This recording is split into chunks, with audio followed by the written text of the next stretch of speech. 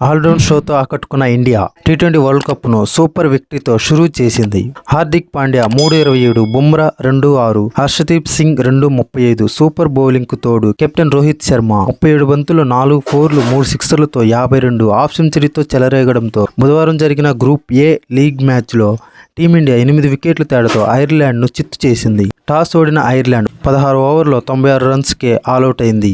Gareth డిలానీ 14 బంతుల్లో 2 ఫోర్లు 2 సిక్సర్లతో 26 top scorer గా నిలవగా చేజింగ్ లో ఇండియా 12.2 ఓవర్లో 97 పరుగులకు గాను 2 వికెట్లు కోల్పోయి నెగ్గింది. కోహ్లీ 1, సూర్యకుమార్ యాదవ్ 2 ఫెయిల్ అయిన రిషబ్ పంత్ 26 బంతుల్లో 3 ఫోర్లు 2 సిక్సర్లతో 36 నాటౌట్ రాణించాడు.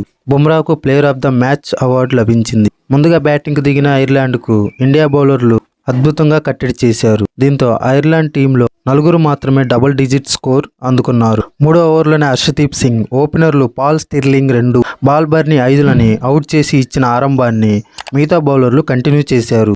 పవర్ ప్లేలో 26 స్కోర్ చేసిన ఐర్లాండ్కు హార్దిక్ పాండ్యా డబుల్ స్ట్రోక్ ఇచ్చాడు. 7-9 ఓవర్లలో వరుసగా లోట్కన్ టక్కర్ 10, కర్టిస్ క్యాంఫర్ 12లను పెవిలియన్ కు పంపాడు.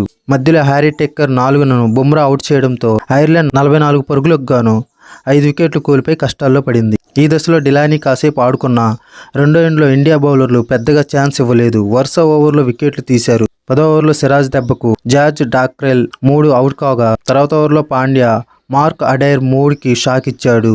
అప్పటికే ఒత్తిడి పెరిగిపోవడంతో బరీ మోక్తారి 0, జోష్ లిటిల్ 14 కూడా బ్యాట్లు జుల్పించలేకపోయారు. బుమ్రా దెబ్బకు లిటిల్ అవుట్ కాగా చివరిలో డిలానీ రన్అట్ కావడంతో ఐర్లాండ్ పూర్తి ఓవర్లు ఆడలేకపోయింది. చిన్న టార్గెట్ చేజింగ్ లో ఇండియాకు 3వ ఓవర్లోనే ఎదురు దెబ్బ తగిలింది. సూపర్ ఫామ్ లో ఉన్న కోహ్లీ ఓపెనర్ గా వచ్చి ఫెయిల్ అయ్యాడు. అడైర్ బౌలింగ్ లో షాట్ కొట్టి క్యాచ్ అవుట్ గా వెనుదిరిగాడు. కానీ రెండో ఎండ్లో రోహిత్ సూపర్ హిట్ అయ్యాడు. 2 ఫోర్లు 1 సిక్సర్తో జోరు చూపించాడు. పంత్ 4తో ఖాతా తెరవగా ఇండియా 39-1తో పవర్ ప్లేను ముగించింది. తర్వాత పంత్ సింగిల్స్తో ముందుకెళ్లిన రోహిత్ మాత్రం ఛాన్స్ దొరికినప్పుడల్లా బౌండరీలు బాదాడు. 9వ ఓవర్లో వరుస సిక్సర్లు, ఆ వెంటనే 4తో 36 బంతుల్లో హాఫ్ సెంచరీ పూర్తి చేశాడు. దీంతో మొదటి 10 ఓవర్లో ఇండియా 76 పరుగులు చేసింది. ముందు ఓవర్లో బంతి తగిలి కుడి భుజంలో నొప్పి రావడంతో రోహిత్ రిటైర్డ్ హర్ట్ అయ్యాడు. దాంతో రెండో వికెట్కు 54 పరుగుల పార్ట్నర్షిప్ ముగిసింది. సూర్యకుమార్ యాదవ్ నిరాశపరిచిన విజయానికి కావలసిన 6 పరుగులు పంత్ సిక్సర్తో అందించాడు.